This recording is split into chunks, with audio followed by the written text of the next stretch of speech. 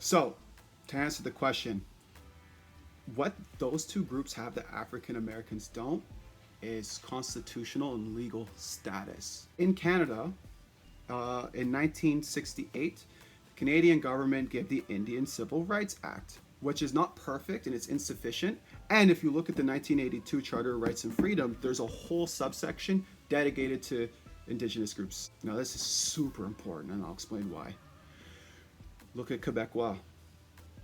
They have equal rights and status in terms of language, political practice, both in civil and private sectors. The Canadian Charter of Rights and Freedoms, Section 6, English and French are the official languages of Canada and have equality of status and of equal rights and privileges as to the use of all institutions in Parliament and government. So why is this important?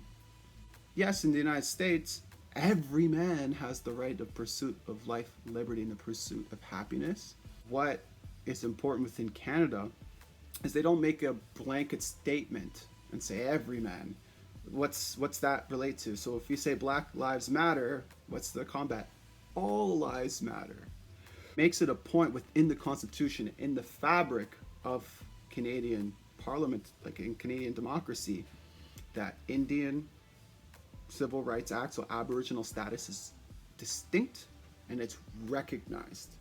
French, distinct and recognized and put into paper as equal. Now, African Americans, they're unique. And the reason why the injustice that happens towards them echoes throughout the rest of the world is because Native Americans in Quebecois, they don't want to assimilate. They don't want to participate. They don't want to partake in, the greater project of North America. They want their own nations. And if you give them more rights and privileges, one could argue because of their different ethnic categories, they'd uproot everything. Well, African Americans proactively want to participate. They want to be included. They want to contribute. And they have throughout history, but they get no status.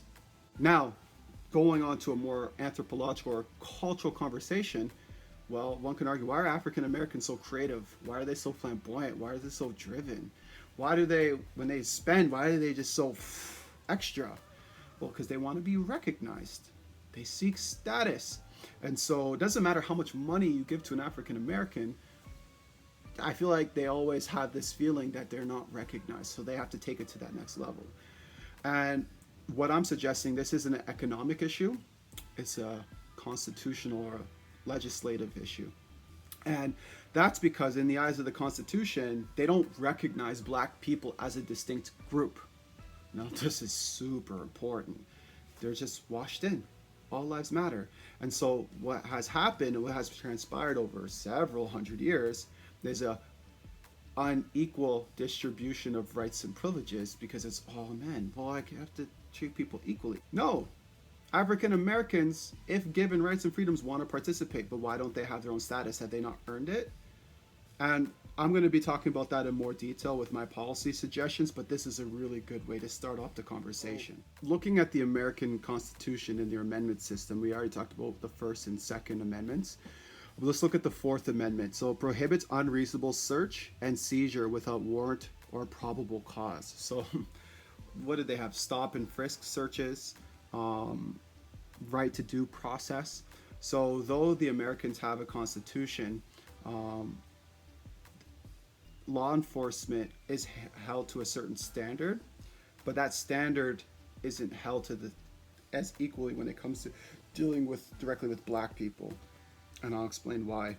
Within the American Constitution, right to trial by jury. So George Floyd, Trayvon Martin, maybe they're right, maybe they're wrong, maybe they did something wrong, okay? Let's just give that argument, to those Fox News reporters, super right wing. Let's just say they're right, demonize them. I bet. But don't they have, under the Eighth Amendment, prohibit cruel and unusual punishment? Punishment, death? That's cruel, right? That's unusual. Right to trial by jury, Seventh Amendment. Where's their trial? You're telling me someone has the right to end somebody else's life? Ahmaud Arbery, those two gentlemen who stopped him with their car violated his rights as an American. Fourth Amendment. prohibits unreasonable search and seizure and stop without warrant and probable cause. The man was jogging. And then he got shot. So let's just say Ahmaud Arbery was in the wrong. 100%, but his right as an American citizen is he has right to trial by jury. Where's his trial? He was executed. Where I'm going at and why black people deserve legal and constitutional status. Because if they don't have legal or constitutional status, there's no actual checks and balances in place to enforce the following of the American Constitution on African Americans. For example, if I'm a police officer in Canada, if I'm a police officer in Canada, and if I stop a Native American, they have protections under the Indian Rights Act. I still have the ability to do my job, and I still need to treat them with respect, and I still need to enforce the law, but I still have to navigate that conversation differently. There's checks and balances in place to protect Native American rights. And though the Indian Civil Rights Act is not a good piece of doctrine, no matter how much it's flaws, Native Americans don't want to let go of it because why? It's at least they have something. Same thing with the Quebecois. They have their language protections, and they enforce that. And they even violate other people's rights in enforcing that. And I mean, it's not perfect, but at least they have it. What do African Americans have to protect themselves? Because clearly the Constitution hasn't protected them. So now let's get right to the root of it. 13th Amendment. Abolishes slavery and involuntary servitude, except as punishment for a crime. So, what does that mean?